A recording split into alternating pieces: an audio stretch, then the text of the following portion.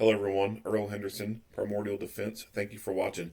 I have another Monday quarterback video for you. I'm going to play the entirety of this video without any interruptions, and then I'll go back and talk about things that are going on to better explain what's going on, and talk about things that I think that were done right and or done wrong. Without further ado, here we go. I'm Assistant Chief Patty Cantu of the Houston Police Department.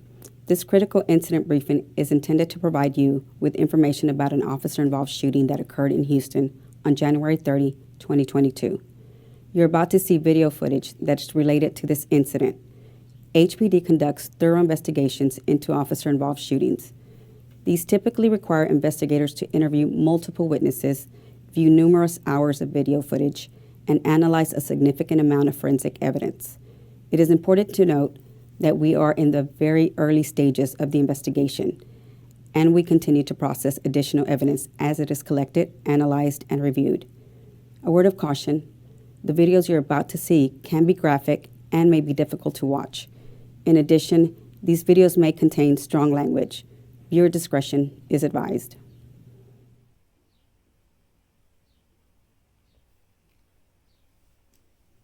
At approximately 3:40 p.m., members of the Houston Police Department's West Side Division responded to a call from a reportee who was following a suspect from a robbery committed earlier in the day.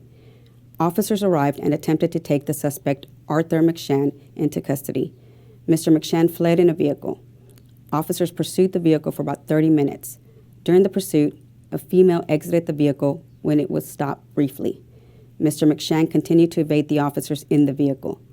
As Mr. McShan approached the intersection of Eldridge and Westheimer, he began to ram his car into other vehicles to evade officers. Mr. McShan lost control of his vehicle in the intersection, causing it to crash into another car on the road. As officers attempted to block Mr. McShan's vehicle, Mr. McShan jumped out of his car, pointing an object in the direction of the officers. 4 officers and 1 sergeant discharged their duty weapons in the direction of Mr. McShan, striking him several times. He was flown by life flight helicopter to the hospital and is expected to survive his injuries. No officers were injured during this incident.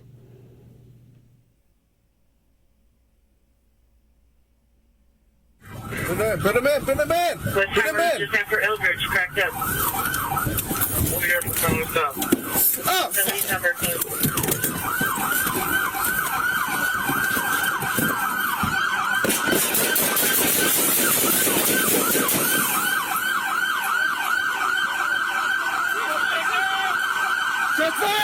Shot fired! Hey! Get back! Get back!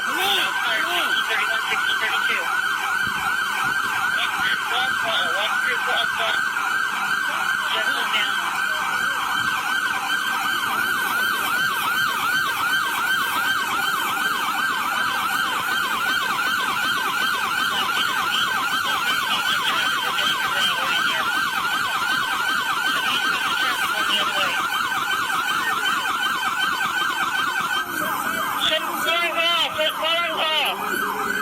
Show me your hands! Show me your hands! Hands up! Put your hands up! Show me your hands! Get on the team up! Hey, y'all relax. We got enough guns on him, so that y'all can holster if you want. Get cover. Get cover and holster and relax. Alright? Okay, we're still Westheimer and Eldridge, correct? I'm going to get my shield. We're going to move up. Yes, sir. Watch his hands, guys. Just watch his hands. Watch his hands. His hands are empty. I can see that his hands are empty. Okay? We're just going to watch his hands and hold them. Hands are empty. Hands are empty. Keep your hands out when we can see him. Do not move your hands. Okay, y'all, let's get that shield up again. Don't move. Don't move! Don't move! Stand by. Okay, you're still trying to get the suspect in custody. Stand by. All right, let's go hands up. Careful.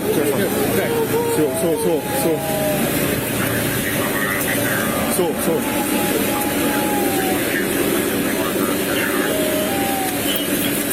We don't need to Switching up and making contact with suspect. Post her up, post her up. Making contact. One suspect is copy by medical.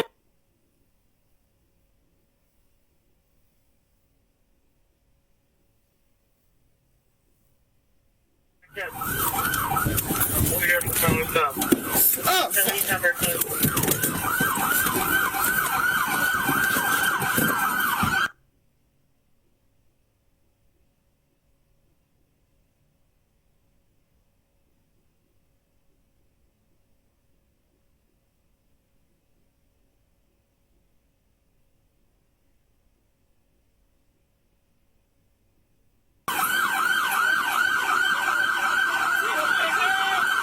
Shot fired!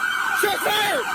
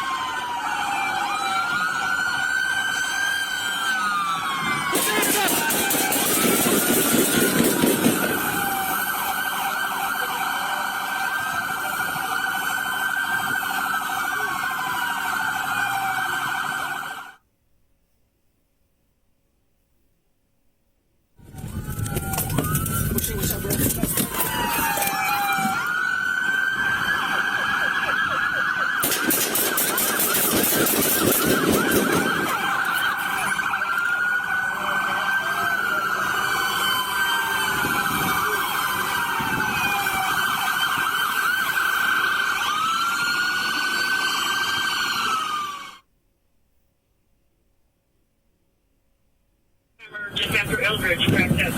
Alright, Over here for phone stop. go. Police number, go.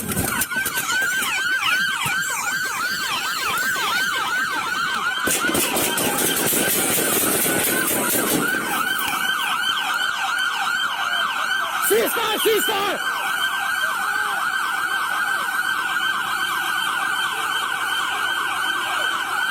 Get back! Get back! Get back!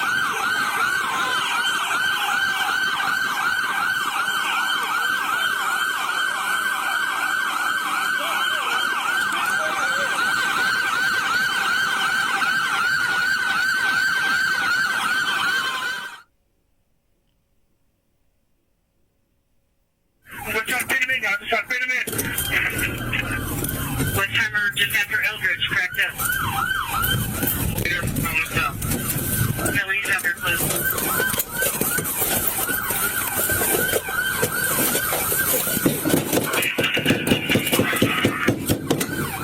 Shot fired! Shot fired! Suspect down!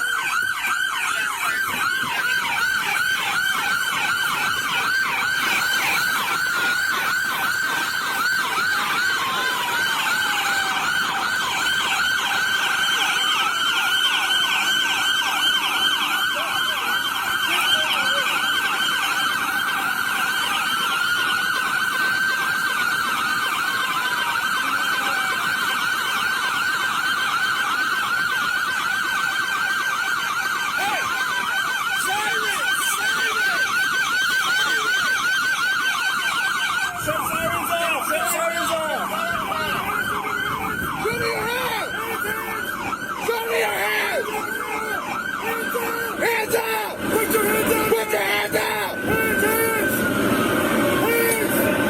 Show me your hands! Hands up now! Move on a little bit, guys, okay? We got enough. Hey, y'all relax. We got enough guns on them. Some of y'all can holster if you want. Get cover. Get cover and holster. Relax. All right? Okay, we're still West Let Hammer. me get my shield. I'm going to get my shield. We're going to move up on him, okay? Watch his hands, guys. Just watch his hands. Watch his hands. His hands are empty. I can see that his hands are empty, okay? We're just going to watch his hands and hold them. Hands are empty. Hands are empty. Keep your hands out where we can see them. Do not move your hands. Stay down. Let's get that shield up with me. Don't move it. Don't move. Don't move. Don't move! Don't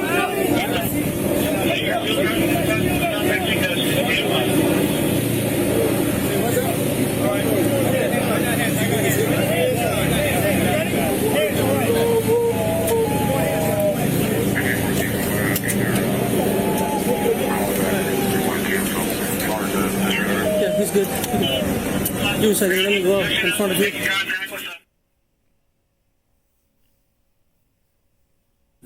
You stop right here. Get out of the car.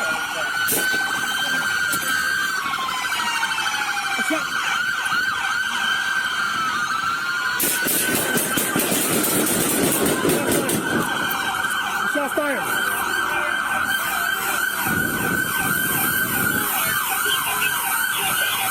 Let go, drop it! Drop it! No, shot fired, shot fired.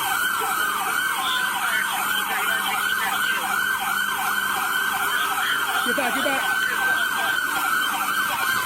Get back. Get back, get back, get back. Hands up, hands up. Hands up.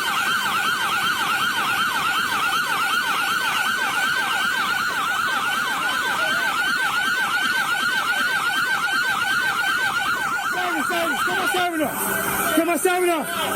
Don't move your hands! Don't move your hands! Hands, hands! Hands out now! Hands out! Put your hands out now! Hands, hands! Hands! Hands out now! Hey, y'all relax. We got enough guns on him. We're good. Be off his holster if you want in cover. In cover and holster, relax. We're good, guys. We're good. Watch his hands, guys. What? Get my shield. We're gonna move up. Yes, sir. Come on, yeah. Come up here with me. Watch his hands, guys. Just watch his hands. Watch his hands. His hands are empty. I can see that his hands are empty, okay? We're just going to watch his hands and hold it. Hands are empty. Hands are empty. Keep your hands out where we can see them. Do not move your hands. Okay, now let's get that shield up with me. Don't move it. Don't move. Don't move. Don't move. Let me get that shield up here. Let me get that shield up. Let me get that shield up me. All right. Who's going hands? I need hands. We need hands. Hands. You ready? Hands. All right. We're going hands, guys. We're going hands. We're going hands. I think they're, Watch that gun. Watch that weapon. Watch that weapon. Watch that weapon. We're good. Contact with suspect. 19G01, suspects in custody. I need medical. We're going to start to treat him now. Shared this video showing the moments officers opened fire on the suspect. You can see the suspect raise his arms as if he were shooting. That's when 4 officers opened fire, striking him multiple times. Aftermath. 40-year-old Arthur Lee McShan has been named as the suspect who led officers on a 20-minute chase before he was shot and injured. He has a lengthy criminal history dating back to 2015, now charged with evading in a motor vehicle. An Eyewitness News capturing the moments before the suspect was shot. You see the suspect, who police identified as McShan, get out of the car. He raises his hands up as if he's holding something, and then we stop the video before 5 officers shoot him. Houston police say they started pursuing a robbery suspect in a gold 4-door Toyota earlier in the day in Fort Bend County. Surveillance footage captures part of the chase as nearly a dozen officers follow the suspect's car on Westheimer Road near Eldridge Parkway. Police say the driver rammed into other cars as he avoided officers. He lost control, struck a median, and that's when police say the suspect got out of the car and put his hands out in a shooting position in the direction of the officers, as you see in this video. Officers fired, shooting him several times. McShan was life-flighted to Texas Medical Center, where he's at now. None of the officers were hurt.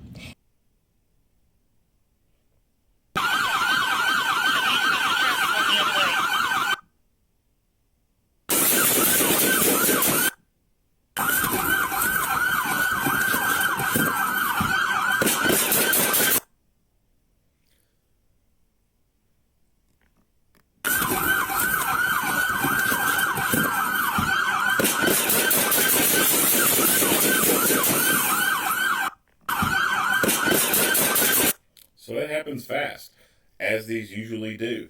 This guy gets out of the car. He makes a very quick movement that appears as though he's taking a shooting stance and raising a gun. This guy brought this upon himself. He made it appear as though he was trying to aim a gun at them.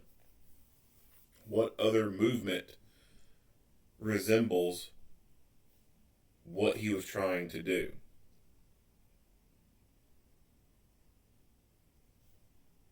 Scan a barcode on a wall? Maybe. I mean, there's nothing else I can think of that someone would be doing in a time like this that would even resemble anything like taking a shooting stance. There's nothing. Nothing at all. This guy specifically got out of his car and pretended to have a gun and take a shooting stance. He wanted this to happen.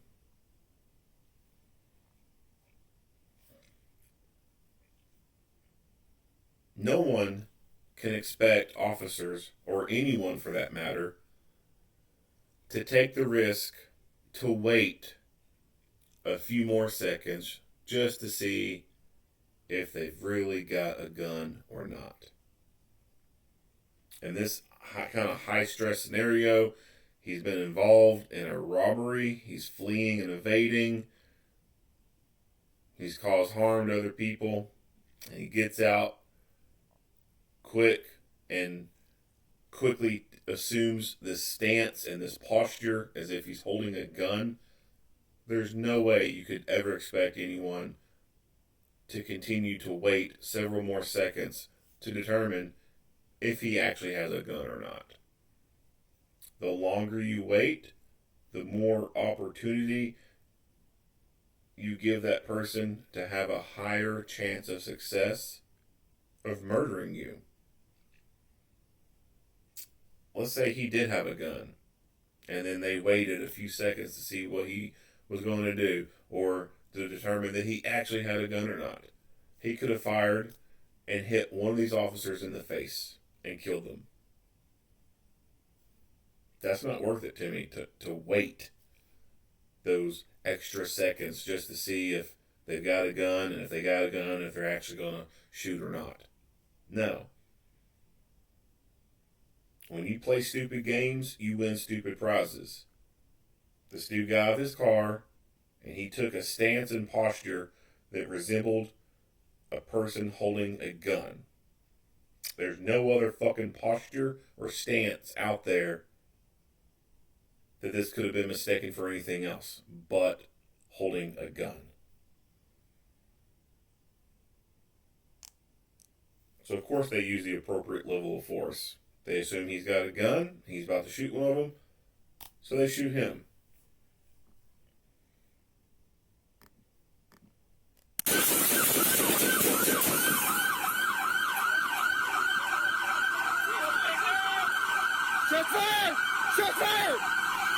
Now, for the longest time, you hear lots of sirens. That's annoying. And I've talked about this before in one of the videos about how vehicles can be set up with the emergency equipment. It was a video where officers were driving, and the camera view was from the driver of the vehicle, and you could see him tapping the steering wheel, and that was changing the siren tone. These emergency equipment manufacturers who produce these siren boxes do more than just turn it on and hit a button and you get a siren tone. These things can actually be wired up to more of the existing vehicle's wiring harnesses to be able to work with the horn, so that you can press the horn and that changes the siren tone. So you don't even have to look down at the console and select from high-low or wail or yelp or whatever term the manufacturer has on there. You don't have to take your eyes off the road, look down for that, and switch it. All you have to do is tap the horn, and that changes the tone. When the vehicle is thrown into park the wires from the siren box can be spliced into the wires so that of the gear selector, so that when that gear selector goes into the park position, that shuts the siren off automatically. I have no doubt that the siren boxes in these vehicles have that capability. It's just that no one set them up. And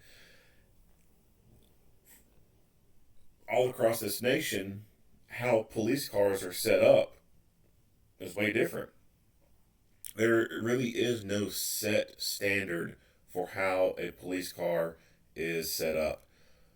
The different manufacturers who create these cars, Chevy, Ford, Dodge, of course, all of the layouts in these vehicles are different. And these vehicles, from the beginning, are basically consumer model shaped vehicles. A Ford Explorer that you can go buy off the car lot that's normal is almost virtually the same as the police model Ford Explorer, with the exception of heavy-duty brake pads, more heavy-duty alternator and radiator, stuff like that. But the trim packages and all that stuff, they're almost the same. I mean, almost identical. The AM FM radio that you play with, the temperature controls panels and all that stuff's pretty much the same. They just beef up certain things within the police package model.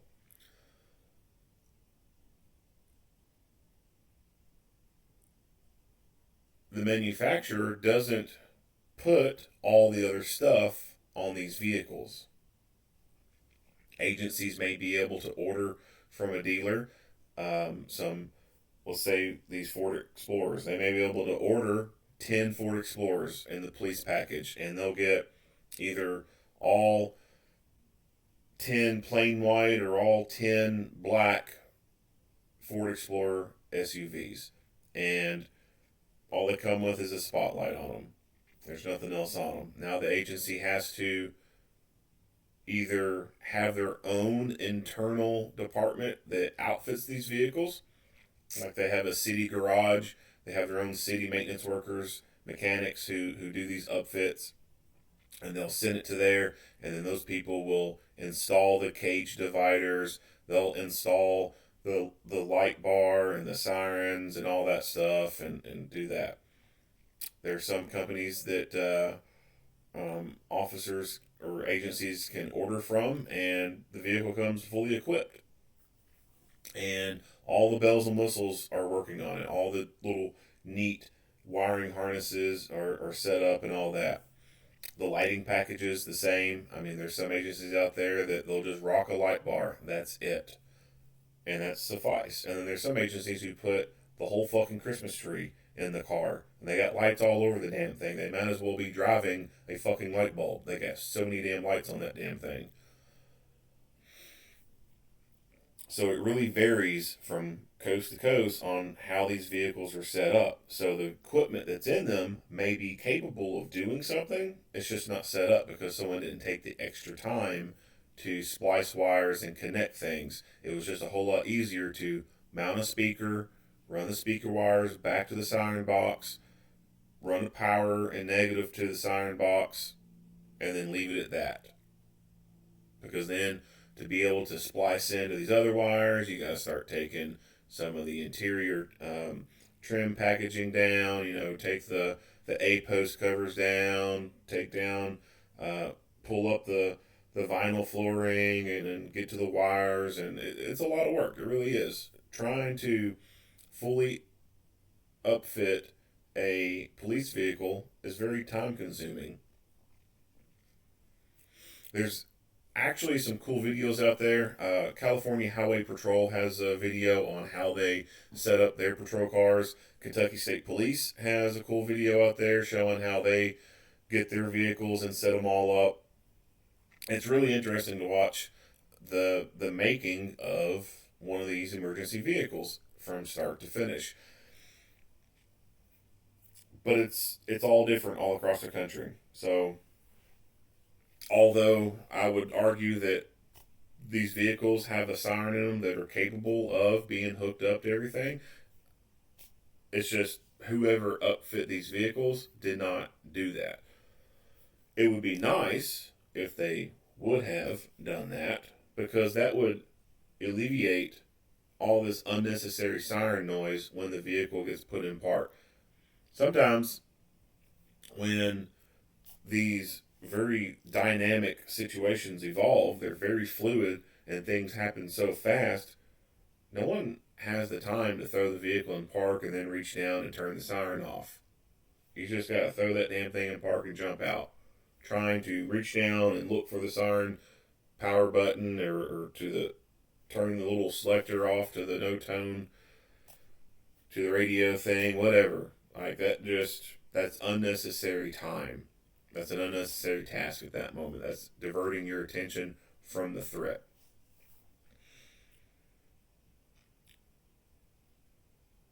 Of course, all agencies are different. If you can get your, let's say you do have a city maintenance thing, and they just do the bare minimum, if they know maybe how they can do it and they can do it, maybe get with them and see if they'll hook that wire up and run it to the gear selector wires, and so that when you throw that car in the park,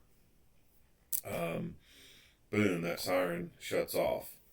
If they can't do it, I am most confident there's a volunteer firefighter somewhere in that community who drives a fucking light bulb and has all this shit and all this knowledge, and they know how to do it. And they would probably love to do that for free. No problem. But that would also depend on the agency and whether or not they would allow such modifications to occur. Even though the equipment they have is fully capable of it, all it requires is splicing into some wires. If they would allow it, that would be great. But some agencies may say that no, that's too much of a risk, liability to be cutting into wires and blah, blah, blah. So it's really going to depend agency to agency. And honestly, for the most part, it could just be something as simple as do it now and ask for forgiveness later.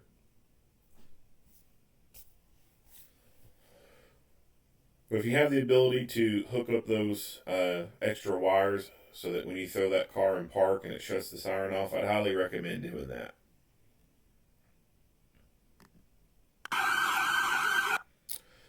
So right off the bat, one thing I noticed, this officer has a tourniquet.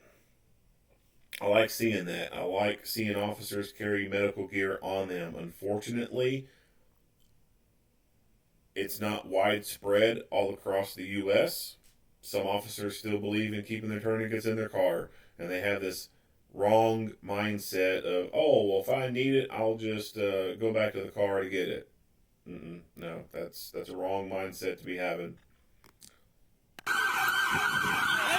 So looking at this guy's vest setup, it almost looks as though he has a Safe Life defense vest. Because I have a Safe Life defense vest, and this looks very similar to it. However, it looks like he has the side panels on backwards. This is the elasticy part. This should be facing into here. And then the other side doesn't have elastic, and it would be going onto this panel strip right here for the Velcro. So I'd say that's a incorrect setup. I also noticed he has both of his magazines right here in front of the gun. I am not the biggest fan of setting up your magazines on the same side as the gun right there in front of it. Now, I would support the idea of putting at least one magazine on your gun side to be able to perform a one-handed reload a lot easier. I can get down with that. But to put both of your magazines on the side, especially in a vertical position, not the biggest fan of that.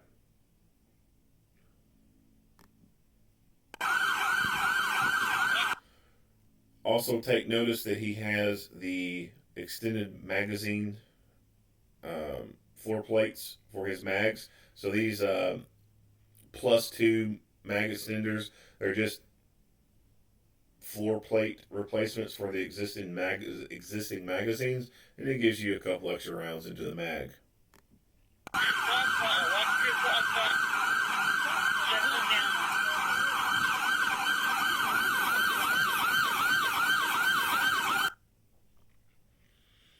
These style of mag carriers or duty pouches, you'll see this one, and then an officer has a cuff case that has these shock cords on them.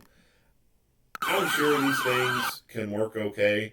I am not the biggest fan of an open top mag carrier. Reason being is your magazines can fall out.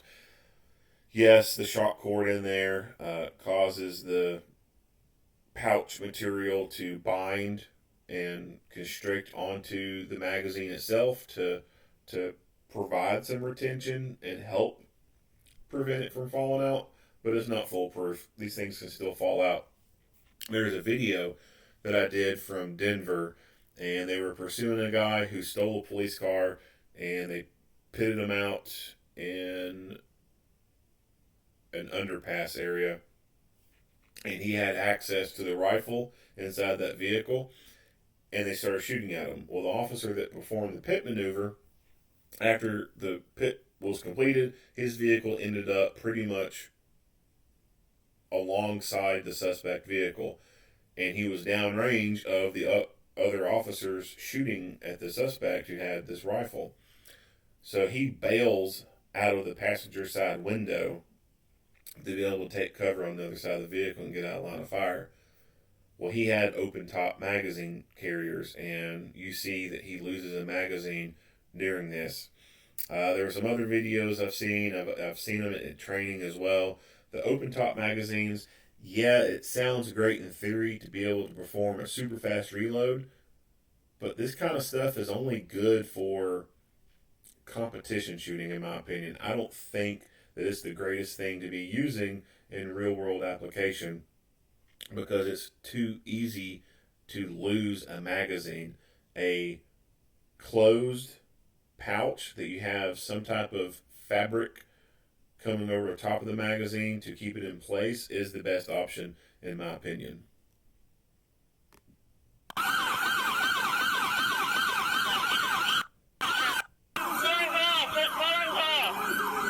Show me your hands!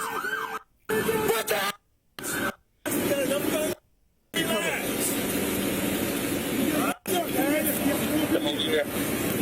I can see that his hands are in.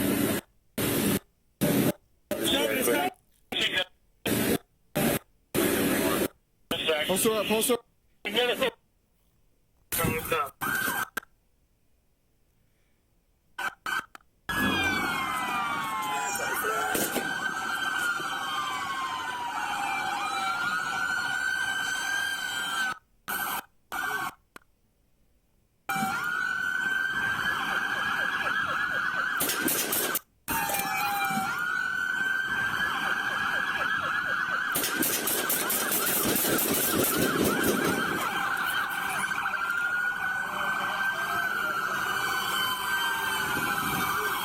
So we don't really get to see a whole lot from his camera angle.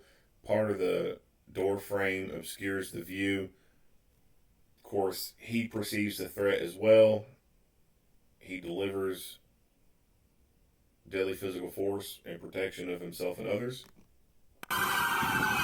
And then we kind of have the sunlight that's blocking some of this view as well. It's kind of hard to see what's going on.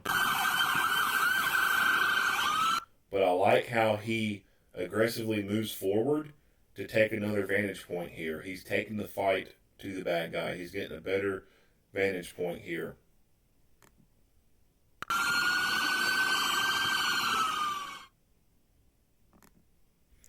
He also happens to have an extended floor plate on his magazine. I'm not sure if this is something that Houston police issue out, or if officers are just simply allowed to have these things and they can put them on themselves. I don't know. I don't obviously have a problem with it, but this is also something that I've noticed is kind of a growing trend out there, as officers are putting these +2 floor plates on their magazines to give them some extra rounds out of the gun.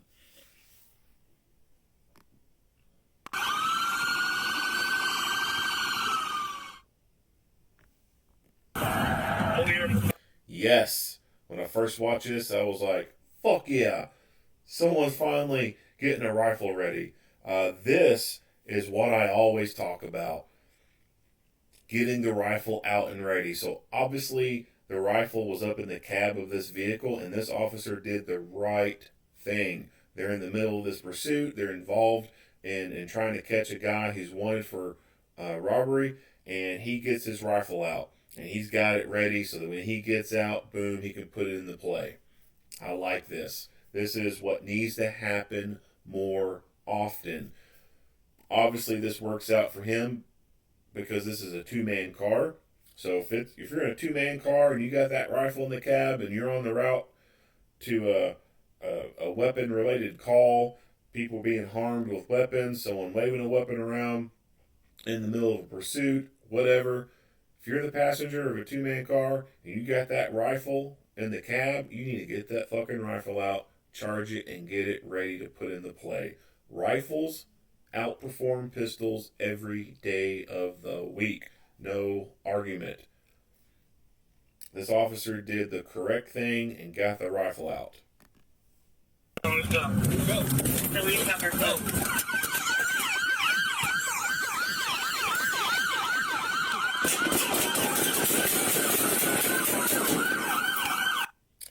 Now, as normal, the sling kind of gets in the way. This happens a lot with the body cameras. The slings just kind of dangle out there and get in the way. And the size of the rifle and everything creates a lot of obscuring of the body camera.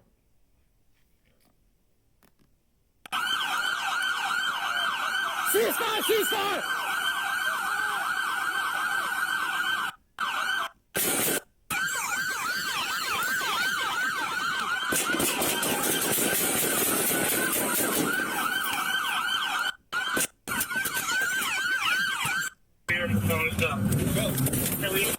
So he has obviously already charged the rifle and got it ready. He doesn't have to mess with it once he gets out. All he has to do is take the safety off. Ceasefire! Ceasefire! So that's the right way to do it. Get the rifle out. Get back! Get back! Get back!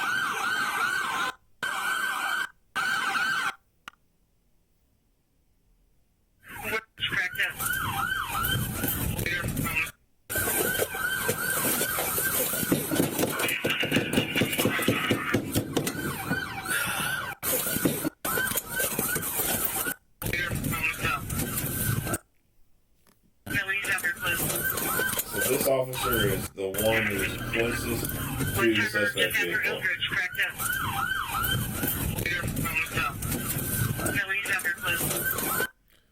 You will see the suspect's head appear within this area.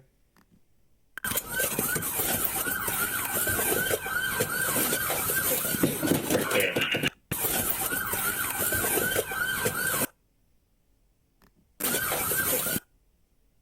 You can see his head right there. So he is super close. Of course, this officer is messing with his seatbelt, trying to get it undone.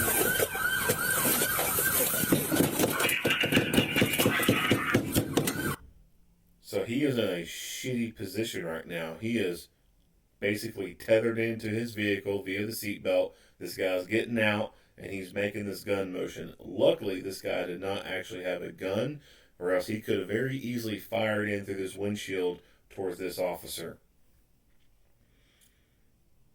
A better possibility, better idea for this officer who is in this position is to simply just continue to drive forward, especially if there's the gun involved. That's the best thing to do. Of course, you can shoot through the windshield. That's always an option. Is it the best option? I don't think so, because glass causes rounds to deflect, especially automotive glass. Windshields are a sandwich of laminate glass, and when you have a bullet go through a windshield, that windshield throws the trajectory off. And there's no set rule on how it does this. It may go left, it may go right, it may go up, it may go down. But it's going to send it somewhere other than where you want it to go.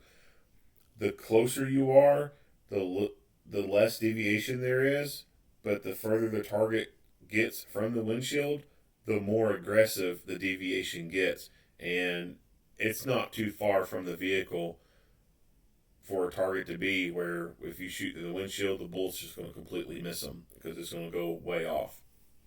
So in this scenario right here, with the bad guy getting out of the vehicle, and he did have a gun, this officer could have just continued to press the accelerator and ran this car straight fucking into him and pin him against his own vehicle.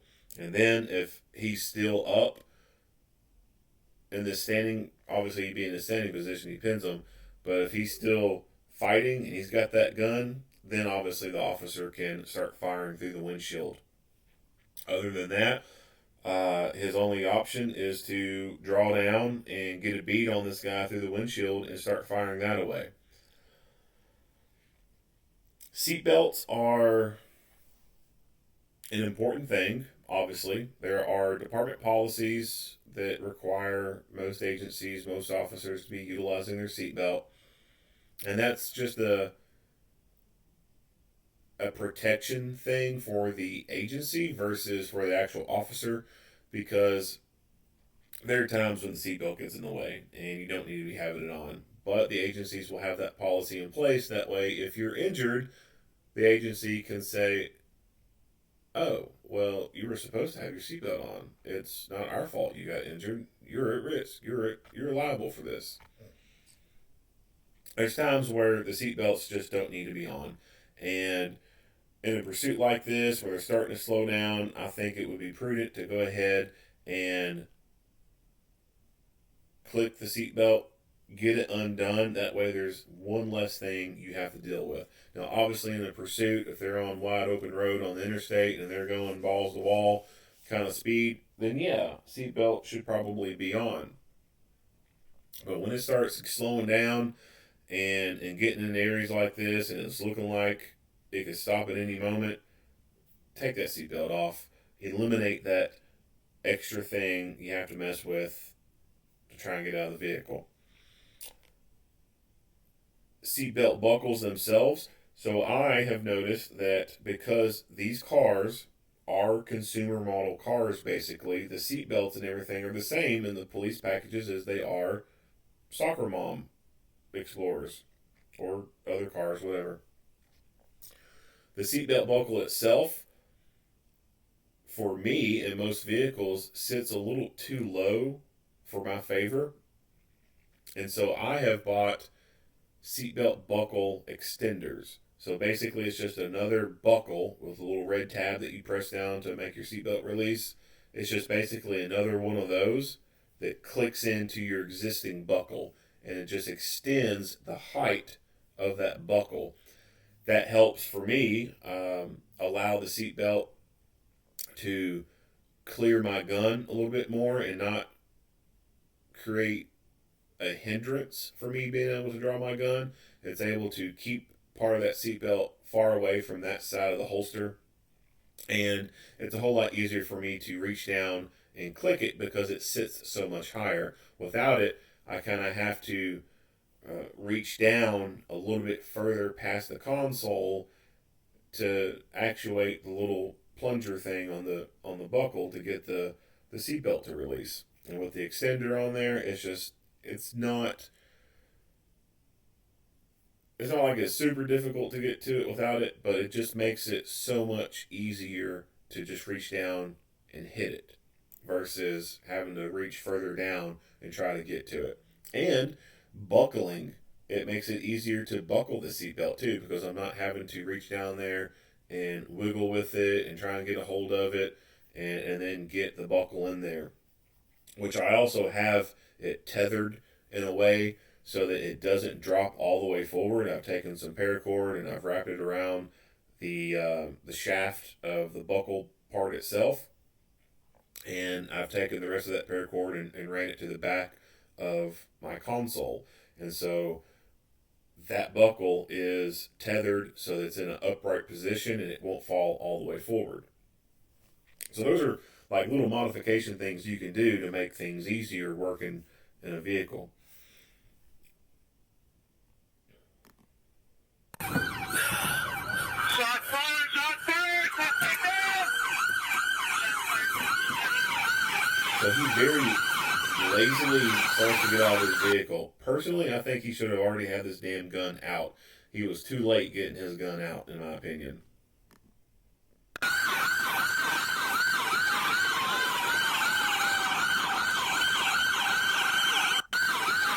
Now notice he doesn't have an extended magazine floor plate.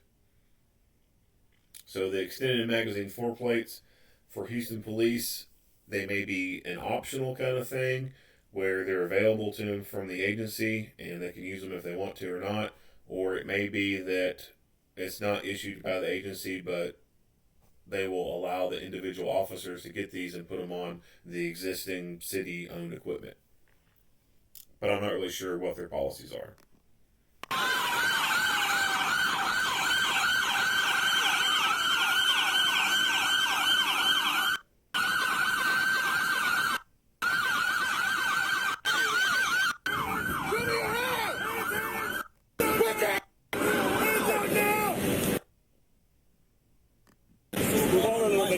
We got enough. Hey, y'all relax. We got enough guns on them. Some of y'all can holster if you want. Get cover. Get cover and holster. Relax. All right? Let me get my shield. I'm going to get my shield. We're going to move up on him, okay? Hands are empty.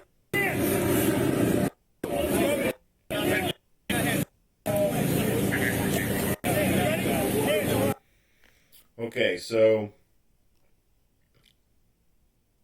shields are interesting, especially how I end up seeing them getting used.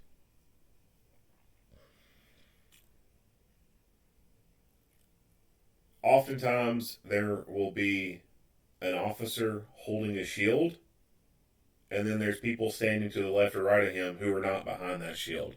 So really the only fucking person who's being protected by the shield is the person holding it.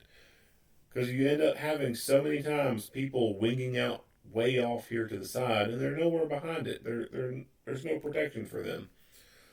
So I think that the idea of a shield is nice, but realistically, it's not always the greatest tool to be implementing, especially when people aren't utilizing them how they should be. So the shield is obviously rated to take some hell yeah hits. And ideally you would have a stack right here. The first person who's behind the shield guy can be slightly leaning out, and the other person behind him could be slightly leaning out as well. But the point man with the shield should have his gun out and pointing it forward and sighting through his sights through the viewfinder here. But instead, we see an officer with the shield, holding the shield with both hands, one officer off to the complete right, nowhere near being behind the shield. It's an improper utilization of the shield. Again, like I said, they can be useful, they can be great things to have, but is this logical? No, this is not logical. The only fucking person being protected is this guy right here and maybe this dude because he's kind of behind him some. This guy, totally open.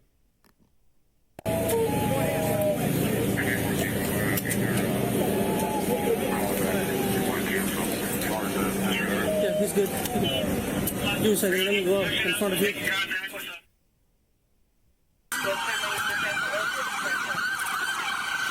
out of the car!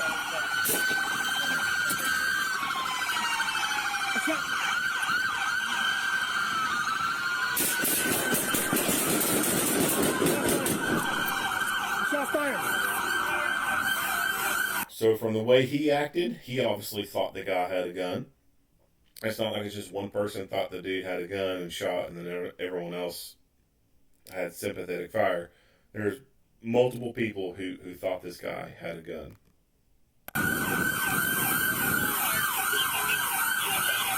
Let go, drop it! Drop it! Shot fire, shot fire! Get back, get back!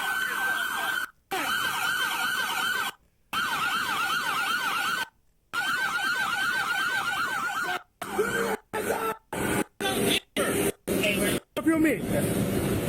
So you'll notice that he too also does not have an extended floor plate for his magazine. Watch his hands, guys. Just watch his hands. Watch his hands. His hands are empty. I can see that his hands are empty, okay? We're just going to watch his hands and hands out. Shield up. Don't move. Let me get that shield on me. All right. Who's going hands? I got hands. I need hands. We need hands. Hands. Hands. You ready? Hands. All right. We're going hands, guys. We're going hands. We're going hands. I think they're, Watch that gun. Watch that whip. Watch that whip. We're going hands, guys. We're going hands. We're going hands. And so he says, watch that weapon, but we later end up finding out that there's no weapon. So I don't know what he was looking at. There may have been something on the ground that potentially looked like a weapon. I'm not really sure.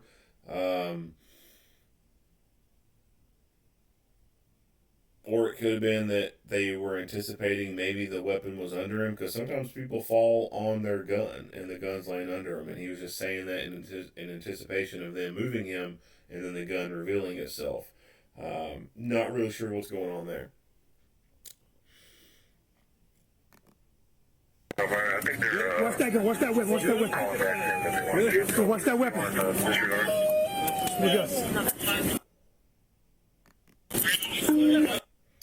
So this officer appears to have some type of bag, and this could either be a go bag, and it has extra magazines and stuff in it, because it does seem pretty large, and so he could have extra magazines in here, and he could also have his trauma kit. So this is kind of an expected thing for some officers to utilize and have. It's a simple bag that way, or they can even call it an active shooter bag. It's just simply a bag that, for lack of a better term, has some go-to-war stuff in it. It's got extra magazines to be able to supplement you for a sustained shootout. It could have snacks in there, it could have water in there, it could have medical gear in there. So this officer has dismounted his vehicle. He's gotten his he's got the weapon up here, and he's got this bag in anticipation of utilizing what's in it. 19G01, suspects in custody. I need medical. We're going to start to treat him now. So he's starting to get his medical gear out. When it comes to medical gear, there is what I would call first line medical gear and then second line medical gear. As you can see in this freeze frame, which is a good freeze frame here, this officer has a tourniquet on him. That's his first line medical gear. That's for him, his teammates only. It don't get used by the bad guys. They can wait for the secondary or the second line medical gear. And second line medical gear would be something like this. A bag that's been kept in the car, and this stuff can be utilized to either supplement the first line gear that you've used on yourself or someone else, or this can be used as a standalone med kit to be able to use on everyone else. I think it's important that people understand that your first line medical gear should only be used for you and or your teammates and family. No one else gets to use it. The only exception to that for me would be for sure children. Even if there could be some more fighting to be had, I would probably end up using my first line stuff on a small child if able to. An adult, no. They can wait. They can wait for second line medical gear, or they can wait for more people to get there to fully secure the scene, and I'm 110% sure there's not going to be any more fighting to be had. Then and only then would I ever use my first line medical gear on someone else other than a teammate or family.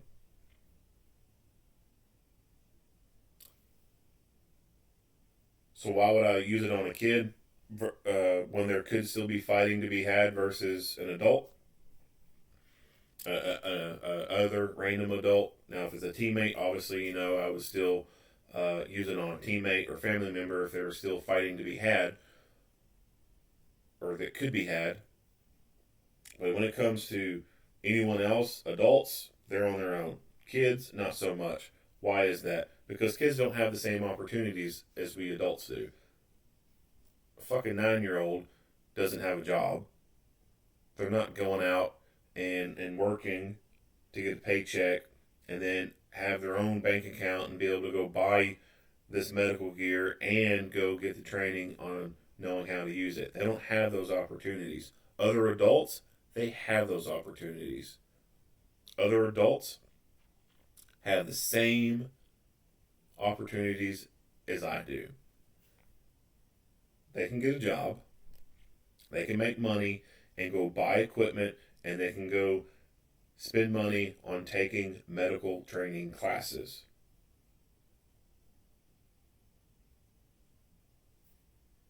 But if they failed to do so, then they failed to do so. That shit's on them.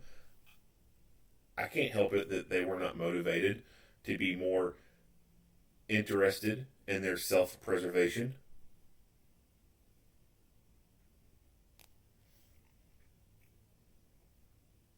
And especially bad guys. No. Bad guys don't get to use my stuff, my first line medical gear. That's for me, my family, and my teammates. That's it. Or maybe a random kid. That's it.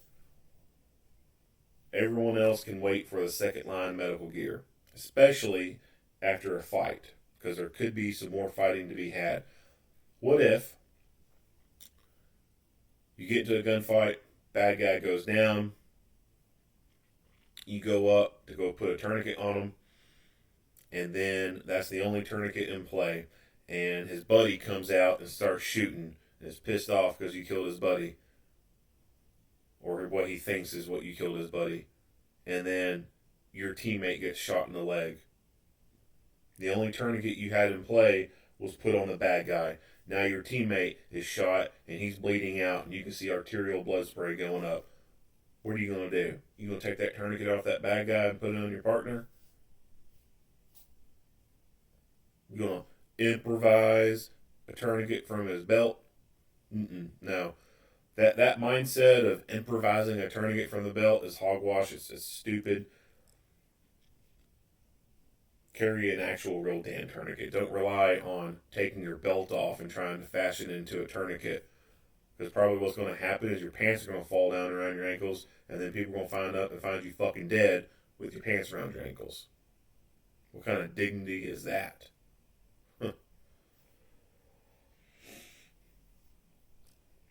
First line medical gear can be as minimal as just a tourniquet.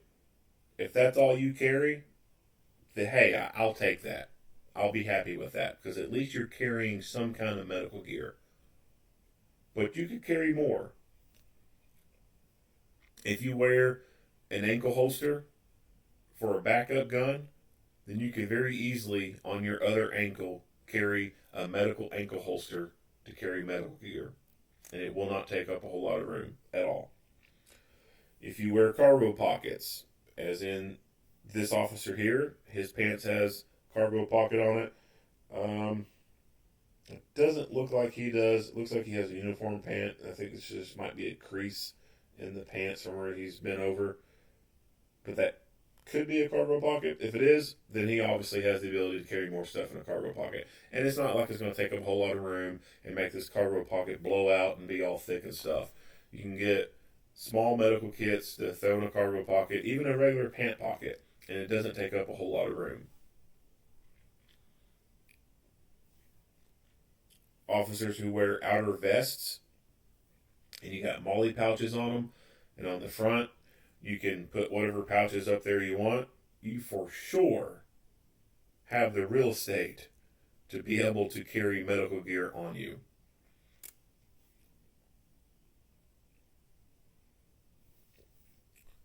You cannot rely on the mindset of, well, there is a tourniquet in the car, I can get to it. That is a wrong mindset. What if you're nowhere near your car? What if you're pinned down several feet away from your car by gunfire and you can't move out behind cover to get to it because you're going to end up getting shot trying to get to this medical gear? In that kind of scenarios right there, your car might as well be parked in China. It's unobtainable. So you have to have medical gear on you to be able to perform self-aid or provide aid for a teammate in the event that someone becomes injured and you can't get back to your car. Cannot rely on the ambulance provider to get there in time. Ambulance response times can be 5 to 7 minutes. And in situations like this where shots have been fired, they're not pulling right up here on the scene. An ambulance is not going to pull up right here behind this fucking car and stop and get out. They're going to stage a safe distance away until they're told the scene is safe and it's clear for them to come up. The ambulance doesn't have a police radio. Most likely. They're not on PD1 or whatever the channel designation is, listening to everything going on. They're not directly communicating with these officers. These officers communicate to their police dispatcher. Then that police dispatcher will communicate to the EMS dispatcher. Then that EMS dispatcher will communicate to the ambulance. So there's a time delay between these officers saying, hey, the scene's safe, and then the ambulance actually getting there, if it's staged down the road. That's too much time involved. You don't have that kind of time. You can bleed out in 90 seconds from a femoral artery hit. There ain't no damn ambulance in this world that's going to get your ass in 90 seconds. It's impossible. You have to carry that medical gear on you. So your first line medical gear is on you, and it's for you, teammates, and family only. Then you have your second line medical gear, the trauma bag, the little IFAC bag, something that you keep in the car or whatever. That stuff is used to supplement what you've used on yourself, and it's used to use on other people. Having the medical gear is one thing. The knowledge on how to use it is another. So you can buy all this stuff or have all this stuff issued to you. That's great. But if you don't know how to use it, well, that sucks. You need to go get the training on how to utilize this medical equipment. You need to get the training on trauma care. Most companies, most agencies will provide a CPR AD first aid class for their officers as a bare minimum kind of thing to meet some type of minimum requirement for insurance purposes or for accreditation purposes or something like that. CPR AD first aid instructors, there's some standards from the companies that have these curriculums, but they're bare minimum standards. Anyone can become a CPR AED first aid instructor. A person who has worked at Walmart for 20 years stocking shelves, and that's all they've ever done, and plays Xbox, can one day decide that they want to make some extra money and become a CPR AED first aid instructor. And they can go down to Red Cross and sign up and become one of these without ever having any prior medical experience whatsoever. Agencies will take officers who have no medical background whatsoever and send them through a class to be able to teach in-house. And they've had no prior medical experience whatsoever. You end up getting a lot of CPR AED first aid instructors out there who don't have any experience in the medical world, and all they can do is regurgitate what the slide points say. They basically read verbatim all the PowerPoint slides. And that's it. When you ask them questions, they can't expound any further on topics because they don't have that foundational knowledge. They don't have any prior medical experience or education. All they can do is just read what's on the slide. So with that being said, you may not get the best training from the person in your own agency because they could be the type of person to fit that description. It could be that the person within your agency who teaches this stuff happens to be an officer with rank who sits in an office, and it was easier for the chief to schedule that person to go take a CPR class because it's easier to have that person teach CPR classes because they work in an office and they don't have to work around their schedule on the road and then have to worry about when they take that person off the road, who they're going to get to fill his spot, have overtime come in, etc. A lot of agencies do that, especially for the firearms training stuff. They will just pick an office person and have them become the instructor because it's easier to have them schedule classes because they work in an office. That's it. That's all they do. It's not like they're on the street taking calls or anything like that. So if your agency has someone that kind of fits that bill, that may not be the best person to do your pre-hospital medical care training. You would want to either contract with an outside company, a commercial training company that specializes in this stuff. You may want to identify a person with your agency or your company who does have this experience. Someone who's a former EMT, someone who may have been a combat lifesaver in the military, medic military, whatever. Someone in there may have that better experience and knowledge to be able to say, hey, this is how you put on tourniquets, and hey, this is how you do this is how you do that. The ambulance provider within your area or the fire departments in your area, depending on whether or not the fire departments do medical stuff or not. I know there's some fire departments out there, all they do is strictly fire. They don't do any medical. So obviously, if you got those kind of firefighters, they're not going to be much help. But if you got a fire department and most of the firefighters are EMT trained and they go on medical calls as first responders, they could be a resource on putting together some type of class for your officers. The ambulance provider, they obviously are going to have medically trained people. Partnering with them and seeing if they can put on a class would be a pretty good option. There are air ambulance providers in certain areas. So if you live in a town that's large enough to have an air ambulance provider stationed there, they oftentimes will put on some classes of their own as well. Typically, they only put on like landing zone classes and stuff like that for the local volunteer fire departments and police and stuff.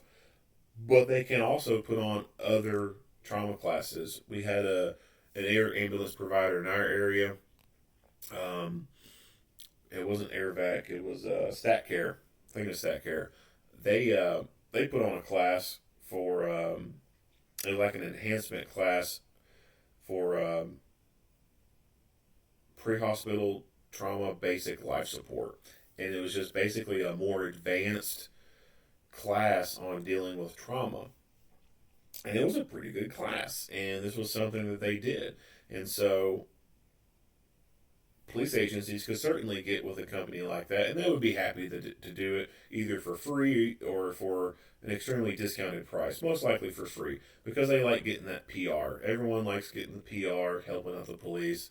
I mean, hell, that's why you see freaking Boy Scout groups and churches and stuff bringing catered lunch to the police department and taking selfies with them. Everyone likes doing nice things with the police, so definitely something like an air ambulance company in the area would love to do something for the local police department and get some good PR out of it. So there's options out there on getting yourself adequately trained. And by being adequately trained, I mean doing this stuff under the watchful eye of a competent instructor and practicing this stuff. Sure, you can go to YouTube and figure out how tourniquets work, but it's not the same as actually practicing it and doing it yourself. You want to train and practice on how to apply tourniquets and pressure bandages and all this other stuff in the training environment. And do it with some reality-based scenarios. Add some force-on-force into it. Get the adrenaline pumping. Have some scenarios set out where, you got your force-on-force class. You gotta have a shoot scenario. And then, boom, the instructor says you've been injured. Now you got to put a tourniquet on yourself. Or the instructor says, boom, your partner's been hit. Then you got to put the tourniquet on them and render medical aid to them. You're doing that under stress. Where would you rather learn how to do this stuff under stress? Would you rather do it in the training environment as your first time and then make mistakes there? Or would you rather do it real world and try to figure it out after being in a real gun battle and make mistakes there? I want to learn and make mistakes in the training environment, not the real world. So, like I said, although you can learn some of this stuff from YouTube, you have to do hands-on with it. You have to practice it. You cannot allow the first time that you ever did anything hands-on to be in the real world after a gunfight. It's the recipe for disaster.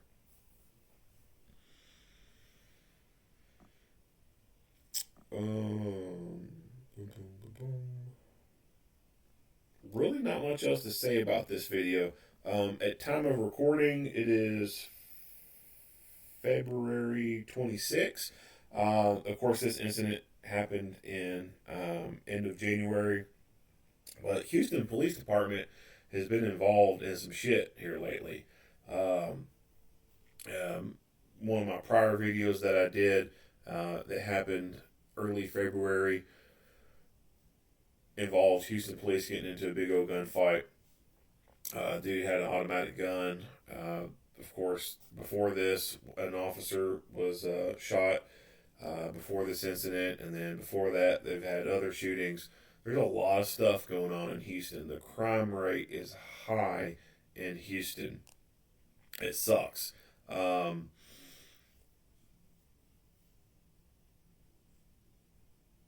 I'll end it there so I don't go down my rant of why we're having such rampant crime in our large metropolitan areas.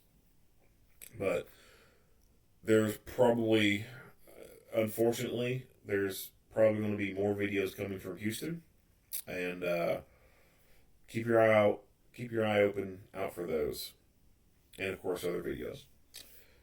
If you like what you hear and see, go ahead and give me a like and a share. If you haven't already, hit that subscribe button and stay tuned for more Monday quarterback videos. Earl Henderson, Primordial Defense. Thank you for watching.